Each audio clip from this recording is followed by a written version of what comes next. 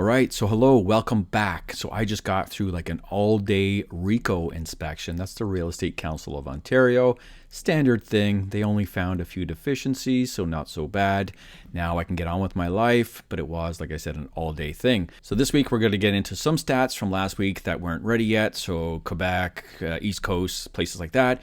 And of course, this week's news, we have a new housing minister and a bunch of other things. So let's get right into this. All right, so starting off with our new housing minister. He was just appointed today. This is our fourth housing minister in 22 months, if you haven't been keeping track. So yes, we've gone through 4 housing ministers. Housing hasn't got any better. So I don't know where this guy is going to come into play, but let's see what people are saying about him. Not too well liked by the looks of it already, but let's hear a couple of comments here. This was probably the single worst choice he could have made for housing minister. He's talking about Mark Carney. This is Gregor Robertson, the former mayor of Vancouver. Under Robertson's leadership, Vancouver became one of the most expensive cities in the entire world to buy a home or rent an apartment. Mark Carney just made him Canada's housing minister. And from Mark Nixon, as he's getting sworn in here, this housing minister, I'm not going to play the boring clip for you, but as Vancouver's mayor, 2008 to 2018, homelessness exploded, affordability collapsed, the Olympic Village, a financial disaster. This is the guy now in charge of fixing Canada's housing crisis. That's not too promising here. Wow. And on some other news, I believe this is from the Fraser Valley Real Estate Board, FVEB there, from Jesse Klein Real Estate. Inventory is the real story. This doesn't disappear overnight, and it's true. And you can see there record high inventory since 2015 on that chart. And yeah, it doesn't disappear. It takes a long time. And this is what people don't or didn't realize. Inventory just doesn't come from new homes. It comes from the market. And when it sits, it builds pretty quick. And another big news story this week, the unemployment rate up to 6.9. It was supposed to be forecast at 6.8, I believe. And from Riley Donovan here, the latest stats are out. Canada's unemployment rate is now 6.99%. And the business lobby still tells us we need mass immigration to fix a labor shortage. From Doug Hoyes, pre-construction condo deals are collapsing and builders are starting legal action right after buyers fail to close. They don't want to wait until the unit is sold and the shortfall is quantified. Why? The court process takes many months and builders want a head start. Plus, it might push buyers to scrape together funds to settle. Lawyers and licensed insolvency trustees like me are swamped, and it's only getting busier. From Steve Saretsky, and I can attest to this, I'm actually going to quit taking listings soon because I have to buy all new signs and you just can't handle this many listings properly. One of several lawn sign companies in Vancouver saying they have run out of for sale posts. The ultimate sentiment indicator. And here you have from West Coast Signpost, dear value clients, due to the recent surge in demand for post installations and ongoing market uncertainty, we're introducing a temporary post removal promotion. For every post removal request submitted online between May 11th and August 11th, 2025, you'll receive a $40 credit on your account. This credit can be applied toward future post installations and post renewals and will remain valid for 3 months from the date of removal request. Thank you for your support. So this signpost company is actually incentivizing realtors to give back their signposts because they need them for sale signs. I don't know how those realtors are going to give them back if they need them too. But anyway, this is a sign of the times. We're seeing, high inventory levels. They keep increasing, and it doesn't look like it's going to change anytime soon. Now pay attention to this chart. Again, I've talked about this on this channel many times in the past, the income to household price ratio, or the household income to price ratio. From Kelowna to St. John's, the best and worst cities to be a first-time home buyer. My latest piece in the Globe and Mail, we analyzed housing affordability across metropolitan areas with populations over 200,000 using the ratio of benchmark home prices to median household income, disposable income. Now, I'm going to get back to this chart in a minute because I want to add to it, but you can see there Vancouver tops the list, 14.43 is the ratio. That's the ratio of the house price to household income. So you make $100,000 a year, it's $1.4 million to buy a house.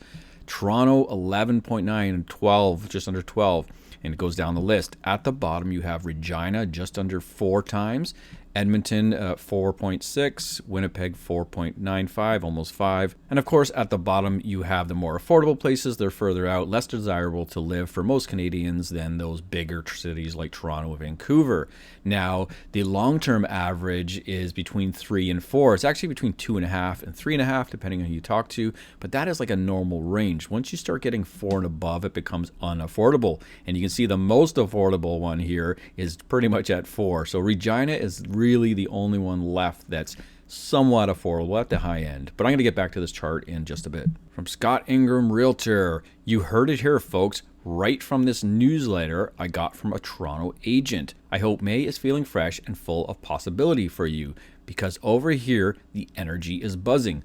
Listings are popping, flowers are finally blooming, and the real estate market is heating up with the perfect mix of opportunity and momentum.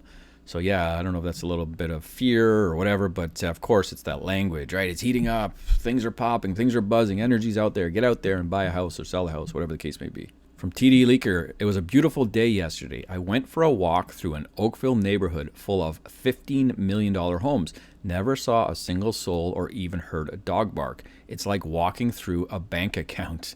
Yeah, maybe they're all too busy working to afford the property tax and the mortgages.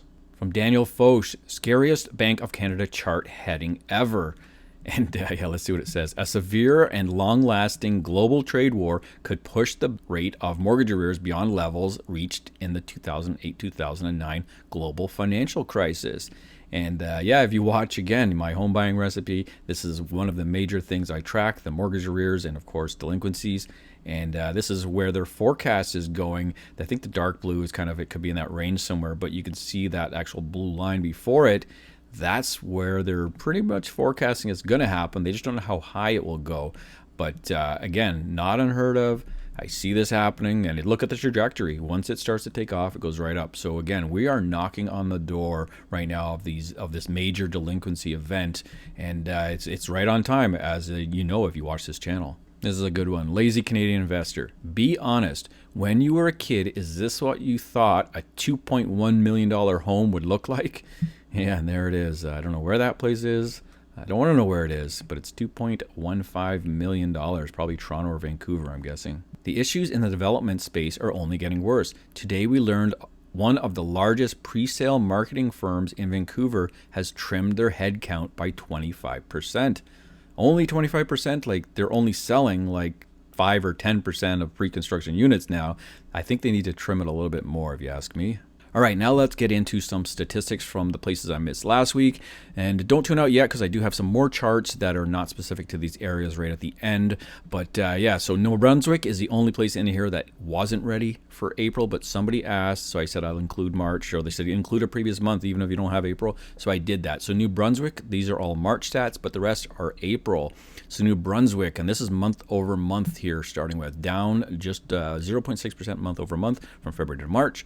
Hamilton down 0.3 from March to April. Nova Scotia down 0.4, not a big move there. Saskatchewan up 1.7% month over month. Province of Quebec up 1.9%. Montreal up 3.3%. And Newfoundland and Labrador up 12.2% month over month.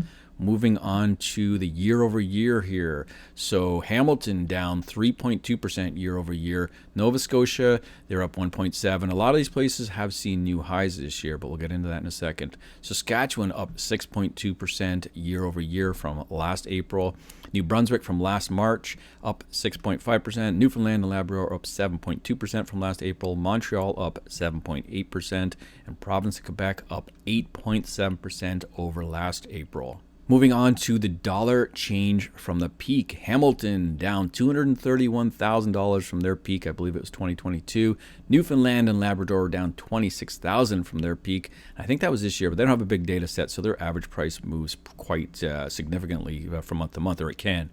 New Brunswick, again, this is March data, down $2,000 from their peak, was this year also. Saskatchewan down just $1,000. Nova Scotia, all new high this year, or in April, $2,000.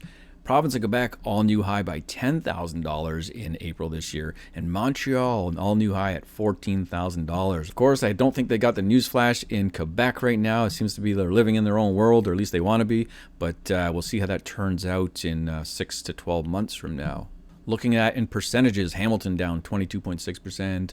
Newfoundland and Labrador down 7.4% from their peak. New Brunswick down 0.6% from their peak. Saskatchewan down 0.3%. Nova Scotia, again, all new high by almost 0.5%. Province of Quebec, almost 2%. And same with Montreal, just over 2% from their all-time high. All right, here is the sales to new listings ratio to see the market balance in these areas. Of course, different than a lot of other places in Ontario and a lot of places in Canada, but let's look here. So Hamilton, this year, they're in right at that edge of that buyers and balance territory. But of course, last year it was 9% higher, so they've taken a decline further into the buyer's market. Newfoundland and Labrador, they're actually into a balance market more than they were last year. It was 40% last year, 45% this year. New Brunswick, they've come down this year to 49% in almost a perfectly balanced market, and they were at 63% last year, and this is again for March for New Brunswick. Then we have Nova Scotia, same as last year, 59%, well into a buyer's market, almost into seller's territory. And Saskatchewan, 65%, down 1% from last year, 66%. So that is a seller's market there. Same with Montreal, 66% and 1% less than last year. So it has changed a little bit, softened just that bit over last year, but still a seller's market. And then you have the province of Quebec is 70%, and it was same as last year. So into the seller's territory there, well into the seller's territory. Now this next chart here, this explains the whole market. This is what the Canadian real estate market is. And this is the number of new listings, and you can do this with sales too, but the new listings by price point. And I'm comparing 5 years apart, so 2019 in the red and 2024 in the blue. So let's look at the blue here. So you can see the 1 million plus new listings, like almost 40,000, like outnumbers any other price point or price range by a huge shot. And this is the problem. All these detached, and this is just freehold, by the way.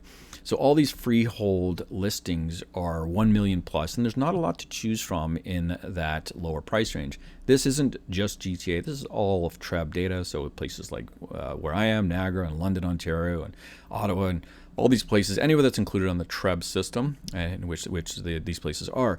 So yeah, you can look, and then you look at the blue, like there's not a lot compared with the million plus. But if you look at 2019, the number one category was $400,000 to $500,000, and then you get into the million plus, and that could be anywhere from $1 million to $10 million, right? It's anything over $1 million.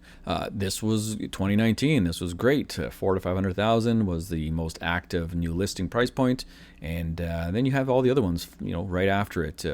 So this was what you want to see, the 2019, and we don't want to see what we see now, which is all these homes over $1 million, which is crazy. No one can afford them. Like, who can afford $1 million home?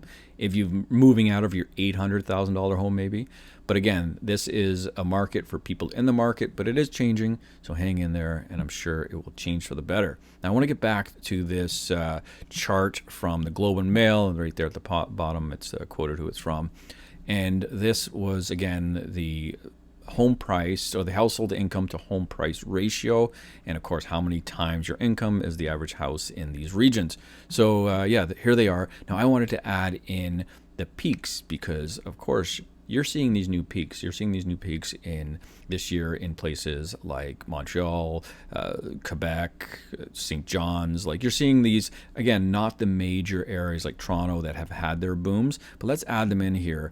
And here we go. So let me put my face over here. So here we have all the peaks, and 2022. So you can see the most unaffordable ones are at the top here, right? And they're all 2022. And then you get to the midpoint, and it changes. So you're seeing these places reach new highs at the bottom here because they're all 2025 peaks, because they are more affordable with that ratio. People can actually move to these places and afford a home a lot better than they can in these other parts of Canada. And that's why you're seeing them hit new peaks. It's not because the market's crazy or great in Canada and people are buying homes. It's because they have nowhere left to go but these places, and they go there and they buy them. And you can see in the middle that's mixed between 2022 and 2025. The only one that reached a new peak outside of 2022 and 2025 was Vancouver, 2024. No one reached a new high, mind you, in 2023. So Vancouver reached that new high, and that's where our new housing minister is supposedly from. So they're the odd one out here. I don't know if that's a good thing or bad thing. So hopefully you enjoyed this week's news and data, and let me know in the comments, what do you think of our new housing minister? Do you think he's going to do a better job than the last three we've had in less than 2 years? Or do you just think he's going to be another flop like the rest and nothing's going to change? Anyway, until next week, I'll see you then.